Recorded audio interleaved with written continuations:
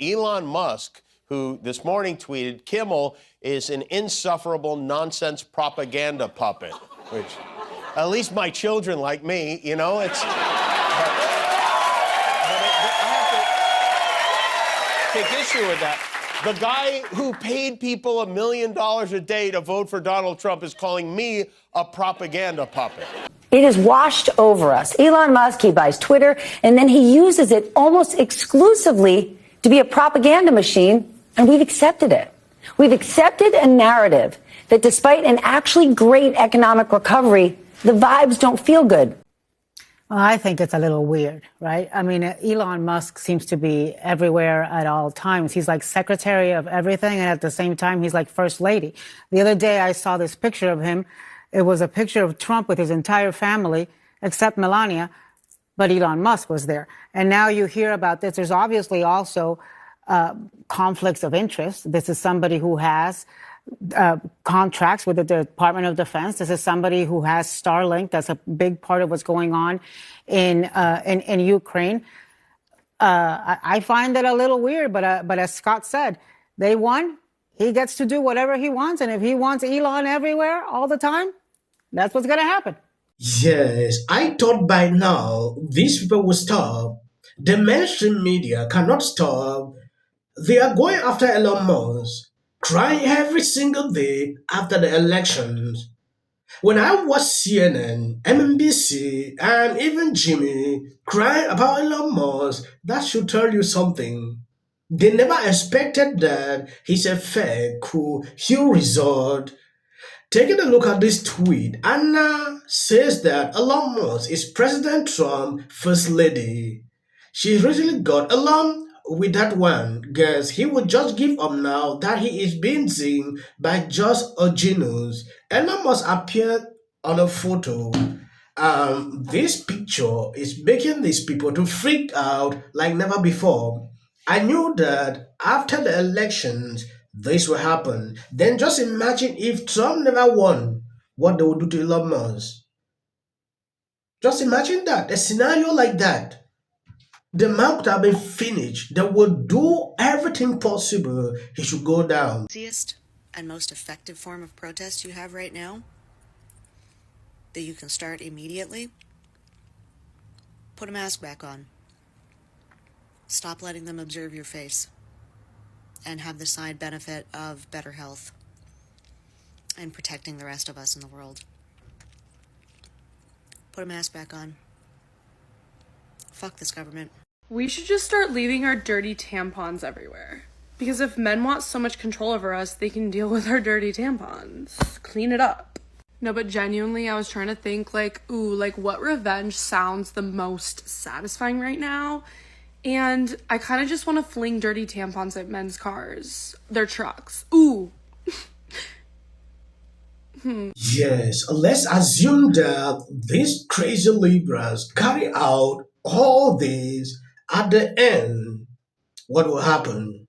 Imagine you throwing tampons, imagine you wear them, imagine you shaving your, imagine you know, what will happen at the end? I want you to know the end result after all these crazy videos circulating on social media. Sometimes I just want to be speechless when I see it, but I'm tempted to react, share my thought. It is crazy at this point. Every day I'll be showing you all this. I will never give up to show you how liberal tears can stop. I can totally relate. I was open-minded. I was never a feminist, but I certainly was listening on where women were in America. And then your absolute insanity radicalized me the other way, to stand up against you, to fight you with everything I have, because you're destructive and you're deeply, deeply wrong. And my standing up for female empowerment, which I've done my entire life, does not require me to shit all over American men. I'm sorry. But this is why I never called myself a feminist to begin with, because I knew what you leftists thought of feminism. It meant abortion and crapping on men. And most of us women over on the side of the normies don't want that. We love our husband.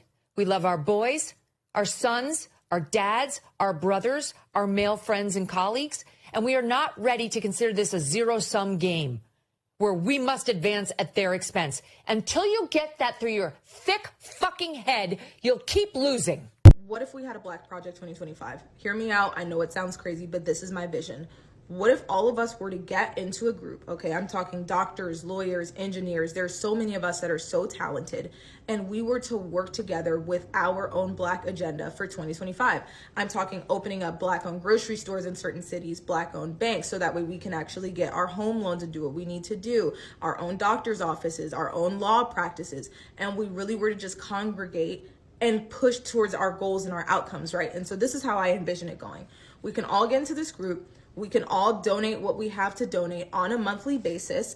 And then basically we can have a CEO, we can have a CMO, and we can have a CFO that's in charge of leading the groups with the initiatives, right? We could have bi-weekly, monthly calls in regards to where we stand with our goals. So, okay, guys, we want a Black-owned grocery store in Los Angeles built and developed, August 2025. This is where we stand. This is how much we have funded. I really wish these people realize that nobody cares about these talks on Project 2025.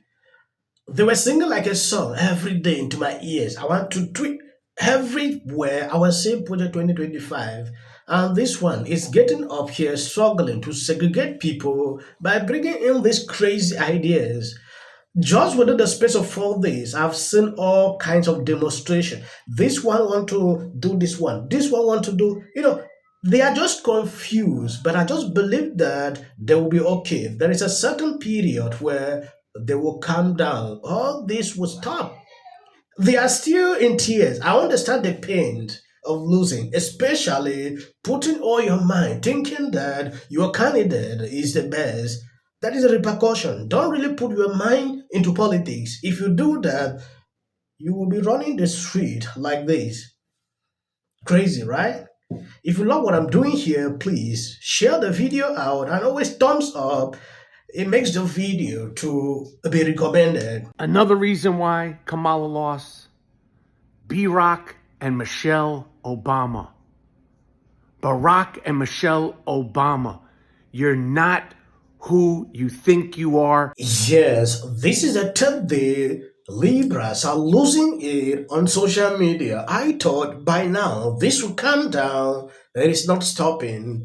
They are pointing fingers here and there. Someone saying, oh, it is Biden who caused her to lose. Oh, some says Michelle Obama. Another reason why Kamala lost, Barack and Michelle Obama. Barack and Michelle Obama, you're not who you think you are anymore. You're movie producers. You're almost billionaires. You can't show up every 4 years and talk that shit. What have you done for me lately? Dun, dun, dun, dun, dun. Ooh, who are you guys? You're celebrities. You're celebrities now, big-time political celebrities. Barack, Michelle Obama. You can't show up every few years and start telling people what they should do and who they should vote for. Who the f*** is you? You might be right, because a lot of people are talking like this. They are tired of Barack Obama showing up saying the same thing. Michelle Obama doing the same thing. At this point, Democrats are confused. They don't even know who to blame. When Biden refused to step aside. Not only is Twitter not a real place, but it's become a toxic cesspool filled with nothing, not about right, it's not about conservative, it's just filled with misinformation, disinformation, and conspiracy theories. So I would rather not have the left replicate that. And this is perfect for the movie you're going to do. Could do worse under a Trump administration. But the only people that are going to do well are the millionaires and the billionaires. And finally, we talk a lot about these different demographics and these assumptions of where they're going to go. Latinos in Texas, a district that's 97% Latino, went 75 percentage points for Donald Trump. Why? Misogyny. It's on the border. The border crisis is on their doorstep. And they were begging people to care about it for years. We need to take some lessons. That's what that was. The lessons are not misogyny. Who's there? This is not stopping anytime soon. The blame game continue. I saw an interview today Nancy Pelosi had with the New York Times. blaming Biden for everything. Biden did not give Kamala enough time to campaign. Him delaying to hand over is a major problem. That is according to Nancy Pelosi. If you want to go out there and do it, it is your own body. Nobody owns that. So it is crazy. But you think if you want to that all of these people who believe that their lives are, that bread is too high and eggs are too high, that they voted for a convicted felon. I'm not defending it, but I think there are tons of people that don't pay attention to, and I'm not defending.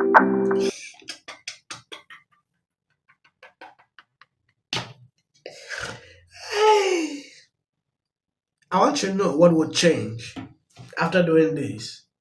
These people are getting out of hand. Comes out against Trump. I don't care if they write that. So, with that, I'm going to shake it off. Figure out a way to say thank you. No matter how you disagree with someone politically, you should never pray for this. Elected that guy. I mention that guy's name. He's such an absolute prick. I can't stand him. But anyway, it's just my thought bubble out loud. We took a look at some of their reactions to the news of Trump's win. Look at this. Hey there. How are you doing? If you watch this show regularly, I'm guessing you're not doing great. Yeah, me neither. Let's be honest, it was a terrible night. What will the rest of us be doing on day one? Now's the time to stand in solidarity with our friends, with our neighbors. Well,